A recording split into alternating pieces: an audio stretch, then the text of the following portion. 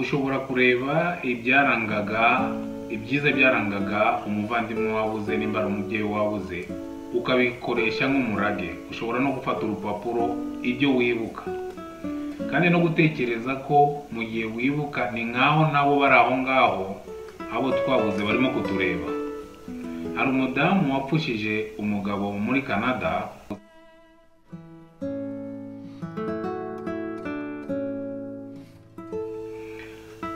Muri abo bavandimwe badusangire ni Costa ahangaha kuri dusangire, reka dufatanye natwe twese abanyarwanda muri ibi bihe aho twibuka jenoside yakorewe abatutsi. Nashaka mbabwire nari natumijwe ejo bundi ku kiganiro nakoranye n'abandi, uburyo bacyakiriye nacyo cyatumye mbasha no kugira icyo mvuga ahangaha.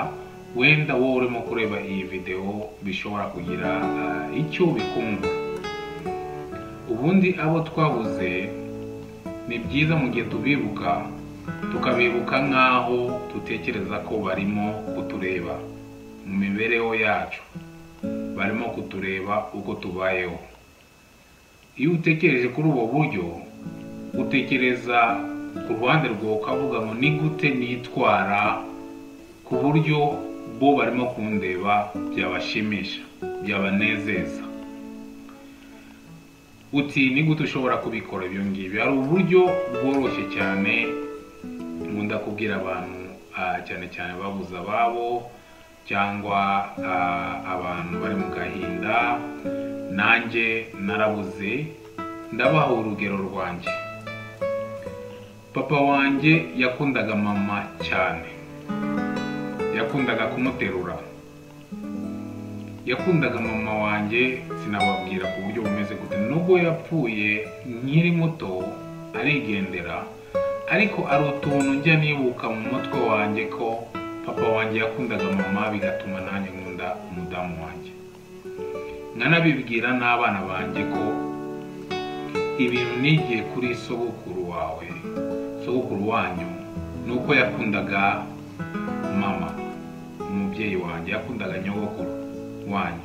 Niyo mpamvu nanjye ngaragariza urukundo umugore wanjye. Uwo ni umurage dushobora gukora. Noneho nkanayimagina mu bitekerezo byanjye, ese papa wanjye urimo kundeba, mba muri aya masaha arimo kundeba uburyo nkora, akabona ko ndimo gukunda umudamu wanjye, birahita bimunezeza. Iyo ubitekereje kuri ubu buryo bigufasha kubasha guharanira. Ndabizi ko benshi bari batoya, ariko ushobora no gushakisha n'abantu bazi ababyeyi bawe, abavandimwe, ukabegera ukababaza ibyiza byabarangaga, hanyuma rero ukabishyira no muri gahunda bikaba umurage wawe. Urugero, papa wawe ashobora kuba yari umuntu waharaniraga ko wiga, ukabikora no ku bana bawe, ukabashyira imbere mu mashuri, ukabashyiramo mu mashuri n'umurava. Ibyo byose ni ibintu byiza bishobora gufasha no kuruhuka mu mutima. Iyo wumva yuko ko urimo guharanira ibyiza ababyeyi cyangwa abavandimwe byabarangaga, none uyu munsi urimo kubishyira mu bikorwa. Ako kantu gatoya nashambabwire yuko ko kashobora guhindura ubuzima bw'umuntu. Hari umumama wapfushije umugabo muri Canada, umugabo yishwe na kanseri. Uwo mumama ni umunyakanada, cyane cyane mu bari abakomoka mu bitwa basangwa butaka. Muri Canada babita ba First Nations, hano muri Amerika bakabita ba American Indians. Twarahuye nawe muri Canada, Edmonton. Arambwira agahinda afite, arambwira ko yari mu kwegereza kwibuka umugabo we, ngo iyo yibutse umugabo we ajya mu gahinda, ngo umuvuduko w'amaraso urazamuka, akaribwa mu mutwe. Murumva ko ibyo byose ni ibimenyetso bya PTSD cyangwa bya gihahamuka rikurikira ikibazo umuntu aba yagize. Hanyuma rero akambwira ko umugabo we yitaba Imana yahise amara amezi 2 ari mu bitaro. Ndamubwira rero turaganira, yanasaze mu rugo rumwe arimo kunsobanurira, arimo kumbwira ko bazi n'amateka yacu yo mu Rwanda. Ubwo rero turangije naje kumusaba nyuma ko twabonana, aranyemerera aza kumfata ahantu narindi anjyana iwe mu rugo, turicara. Ubwo rero mpita mubaza, ndamubwira ngo muri ibi bihe urimo kwibuka umugabo wawe, nibi ibintu umugabo wawe yakoraga ibyiza ku buryo uyu munsi wumva uramutse ubikoze yanezerwa, ugatekereza nkaho arimo kukureba yanezerwa? Nibi ahita ambwira ngo umugabo wanjye nibuka ko buri wa gatandatu yakundaga kunjyana muri restaurant imwe, arayivuga ngo twagendaga tukicara. Nibuka ko yakundaga no kwicara ahantu hamwe n'amafunguro yakundaga gufata, ndabyibuka byo ngibyo. Hanyuma rero twagerayo akambwira ngo tureke kuganira ibintu byose by'akazi, ibintu byo mu rugo by'amafaranga, tuganire ku rukundo rwacu. Hanyuma rero akambwira ngo icyo gihe agahita anyandikira, akanungura afite akabaruwa akansomera. Ndamubwira ngo ako kabaruwa uragafite? Ngo ndagafite. Ndamubwira rero nakugira inama uzafata imbaraga uriya munsi, uzagira imbaraga ugende muri iriya restaurant, wicare ufate kariya kabaruwa yagusomeraga ugasome, hariya yarangizaga kubwira ngo ndagukunda, nawe urangize kuri ayo magambo. Ndabona kindi kintu umuzi wo yakundaga gukora, arambwira ngo kindi yakundaga gukora jardin, gukora muri jardin yacu.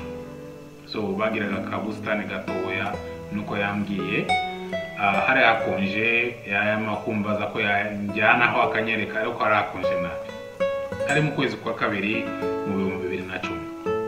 Hanyuma rero ndamubwira ngo rero na kindi kintu, niki kintu yakundaga gukora muri iriya jardin. Iriya jardin imeze gute? Ngo kuva agenda sinagize imbaraga yo kujya gukora iriya jardin, ahubwo nayihoreye kuko iyo nyireba byonyine numva mwibutse. Ndamubaza rero, ndamubwira ngo niki kintu utekereza ashobora kwishima nimba akureba, ashobora kwishima kuri iriya jardin wifata neza, cyangwa n'ibyamushimisha uwitereranye? Afata umwanya arasighting cyangwa ayakira umwuka. Hanyuma rero ahita asuza umutima, ahitambwira ngo yakwishima. Ndamubwira ngo rero ikindi kimwe mu bintu bishobora kukuruhura ni ukugenda ukazakora iriya jardin wikore neza. Yarangije no kunyohereza amafoto nyuma mu 2011 na 2012, anyohereza amafoto ya jardin ye, ukuntu yakoze kameze nk'akarima k'igikoni, ukuntu yagakoze kameze neza. Rero nawe uri aho ngaho ushobora kugira icyo wakora kugira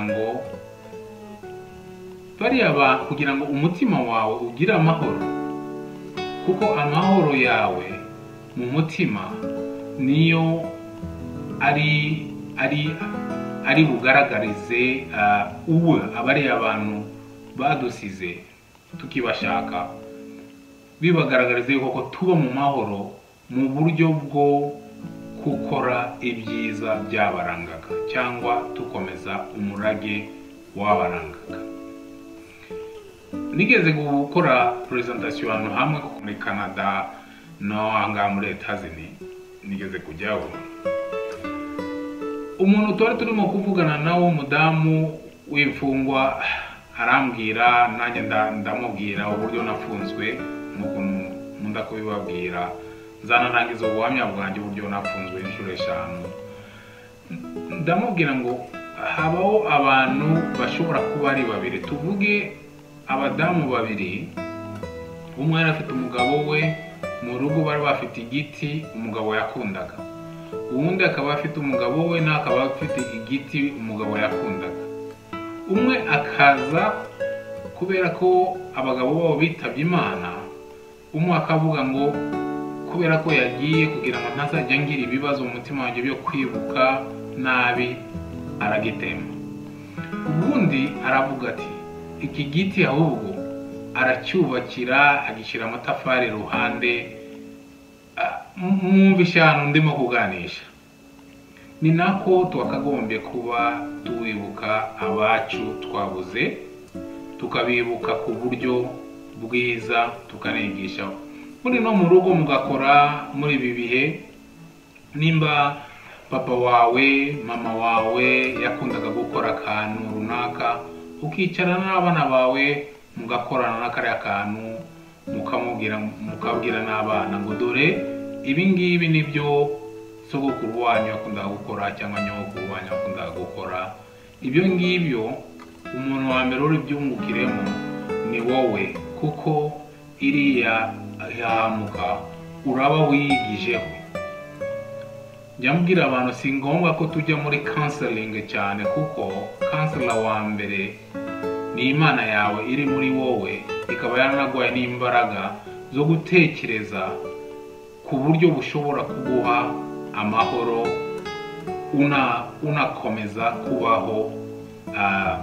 unakomeza kubaho cyangwa gukoresha ibyiza abo twabuze byabarangaga. Ndumva ndarekera aho ngaho, mbabwira yuko ko twese hamwe abanyarwanda dukomere, kandi mu ijambo bavuga ngo twiyubake, dukomeze twiyubake. Nashaka kubasangiza uwo buryo bumwe, kandi nizera yuko ko buzagufasha. Nibona gufasha byaba byiza ko uzatubwire hano hasi kuri YouTube. Dufite amavideo menshi hano kuri dusangizanya abantu urukundo, tugasangizanya abantu ubumenyi butandukanye. Imana ibarinde.